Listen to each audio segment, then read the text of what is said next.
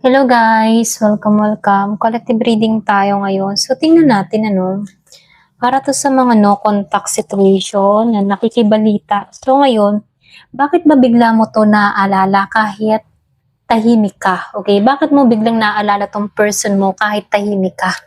Ayan, so tingnan natin. Bakit mo to biglang naaalala kahit nananahimik ka na? Give me the message. Bakit mo siya biglang naaalala kahit tahimik ka naman? Thank you nga po pala sa mga nagsusubscribe, sa mga bumabalik. Ay maraming salamat. So, bakit ito biglang naalala kahit tahimik ka naman? So, meron akong nakitang Queen of Swords, Wheel of Fortune Reverse. So, Knave of Pentacles upright, Justice, the Hierophant Reverse, Three of Cups upright, Two of Cups reverse. Merong Eight of Pentacles upright, Ace of Pentacles reverse, Knave of Swords, and Three of Swords. Wow! So, meron akong nakita dito na Gemini, Libra, Aquarius, Aries, Leo, Sagittarius, Virgo, Capricorn, Taurus. Meron din Scorpio, Cancer, and Pisces. So, hindi halos lahat makaka-resonate.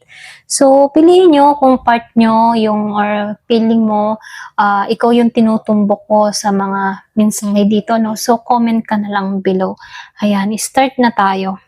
So, dito, no, mas nangingibabaw dito kung bakit ka naaalala ng tao na to, okay? Kahit tahimik ka at wala kang ginagawa. So, nakikitaan ko dito, no? Yung mga tipo na hindi ito basta aksidente lamang, hindi ito simpleng alaala lamang, no? Meron akong nakikitang malalim na isip. Alam mo yun? Meron akong nakikitang nag-overthinking dahil meron din dito pumapasok na kinokonsensya. Okay? So, dito, no, nakikitaan ko rin dito sa Queen of Swords o reverse, yung bang tipo na yung iba sa inyo, tahimik ka, pero sa kanya, no, gumugulo ka sa isip ng tao na to. Okay? Ikaw, normal yung ginagawa mo sa pang-araw-araw, pero hindi mo lang alam na sumasagi ka sa isip ng tao na to palagi. Okay? So, may mga salita siya na hindi niya na sinabi. Meron itong mga salita na nasabi sa'yo before na kung saan meron din itong mga kasinungalingan na sinabi sa'yo, okay? At nakikitaan ko rin dito, kahit yung sarili niya dito, nagsinungaling siya, okay? Alam mo yun, parang bang niloloko niya lang yung sarili niya, ganon. So, meron akong nakikitang guilt, dun yung pumapasok yung guilt, confusion, dahil sa pagpapanggap or pagsisinungaling ng tao na to, na dapat na hindi niya ginawa sa'yo, okay? Kaya itong tao na to, kapag hindi ka nagsasalita or hindi ka kumukontak, mas lumalakas yung boses ng konsensya niya dito, okay? Kumbaga ikaw yung pinaka-konsensya ng tao na to. So, dito, lumalabas din dito sa The Wheel of Fortune. Kumbaga, sa The Wheel of Fortune reverse, bigla kang naalala ng tao na to, okay? May karma akong nakikita na bumabalik sa kanya. May mga nangyari, hindi ayon sa plano niya, Kumbaga, may pakaramdam siya na may mali. May mga hindi dapat nangyari. So, lumalabas dito kapag bumaliktad yung gulong ng kapalaran, binabalikan yung nakaraan, okay? Para itama yung isipan. So, lumalabas dito, bumagsak yung ego ng tao na to. Dati, nakikitaan ko dito, itong tao na to, nagiging siyang padalos-dalos. Gumagalaw to base sa kanyang ego, meron akong nakita kahit excitement siya or excited, ganyan, doon siya kumikilos sa kanyang nararamdaman, Akala niya, kaya niyang iwan ng walang apekto lahat ng mga nangyari, okay? Pero nagkamali siya.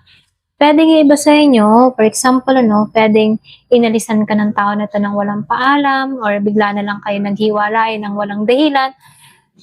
So lumalabas ito dahil meron tong mga ginawang pagsisinungaling sa'yo. Yung konsensya dito, binabalikan siya, okay? So, akala niya parang wala lang lahat, okay na ang lahat. Pero dahil merong karma na kumikilos, tinatamaan siya dito, okay? Ngayon ano, lumalabas dito na itong tao na 'to, wala siyang confident, dun ka kasi pumapasok ano, sa isip niya, okay? Kaya itong tao na 'to, nawawalan siya ng lakas na humarap sa'yo, puwedeng dahil sa hiya or puwede rin sa takot, konsensya na bumabatikos sa kanya rito, okay? So, meron akong nakikitang malakas yung karma dito sa justice ano, kumbaga dito sa justice, upright, ito yung pinakaimportante kasi pumapasok dito yung realization. Kumbaga, kumbaga sapul siya ng realization dito, no? Alam niya dapat na meron siyang dapat na pananagutan, meron akong nakikitang moral awakening na nangyari dito. So, naalala ka niya dahil alam niyang meron siyang kasalanan sa'yo. So, hindi ito lang basta longing, ano, nakikitaan ko dito, konsensya yung pumapasok sa tao na to, no? So, nakikitaan ko dito, ikaw yung pinaka-standard na niya na tama, okay? So, dito sa Knave of Pentacles, lumalabas dito, ikaw to eh. Okay, tahimik ka pero consistent ka, pwedeng ikaw yung tipo ng tao na nag-a-adjust palagi, ikaw lagi yung nagbibigay, or pwede rin ikaw yung mahaba ang pasensya. So, nakikita ko dito, pwedeng yung iba sa inyo, merong kang hinanakit, pagtatampo, kaya mas pinananatili mong tahimik ka at nagiging consistent ka doon, okay? Hindi ka nagiging pabago-bago, okay? So, lumalabas dito, meron kang tunay na intensyon, tunay na nararamdaman, pero nabaliwala, okay? Kaya dito, kahit wala ikaw, ikaw yung basihan na totoo, okay? So, nakikitaan ko rin dito, no, sa The Hierophant reverse. Kumbaga, itong tao na to, nilabag niya yung yung sariling values, okay? Kumbaga, sinira niya yung isang seryosong connection. So, lumalabas dito na gumawa siya ng desisyon na labag sa tama. Alam mo yun? Alam mo, yung bang tipo na alam niyang meron mali siyang ginawa, pero itinatama niya na tama yung kanyang ginawa kahit alam niya sa sarili niya na mali, okay? So, nakikita ko dito, ikaw yung simbolo ng kung ano ang hindi niya pinahalagahan noon, okay? So, dito, lumalabas din dito sa Three of Cups sa upright, ano, meron akong nakitang na-trigger or pwedeng sa kapaligiran niya, no, meron ditong na-trigger, nagulo, or pwede rin meron biglang nagpaalala sa'yo, okay? Kumbaga, pwedeng meron tong nalaman, balita, or pwedeng celebration, reunion, pwedeng mutual friends na nagbalita sa kanya about sa'yo, mga nangyayari sa'yo sa panahon ngayon. Kahit masaya yung paligid niya, ikaw yung bigla ang pumapasok sa isip ng tao na to. Okay, meron siyang mga nabalitaan about sa'yo na hindi niya akalain na iba ka na, or pwede rin hindi niya akalain na mag-i-improve ka, or hindi niya akalain na magiging kang mas malalim or mas lumalago, okay, sa panahon ngayon. So, nakikitaan ko rin dito sa Two of Cups, sa reverse, ano, itong tao na to, alam niyang meron siyang nasira, okay, lalo-lalo na sa connection nyo. Kumbaga, meron akong nakikitang emotional imbalance, hindi pantay yung naging efforts dito, no? So, lumalabas ito, alam niyang nasira yung bond dahil sa kanya, okay? So, kaya kanya naalala, no? Kasi alam niyang siya yung dahilan kung bakit nagkaroon ng lamat sa'yo, okay? Parang hanggang salamin, na sa salamin, ano, pag na-crack na, alam niya nang hindi niya na maibabalik, hindi na mapapaganda yung salamin dahil may crack, may lamat na.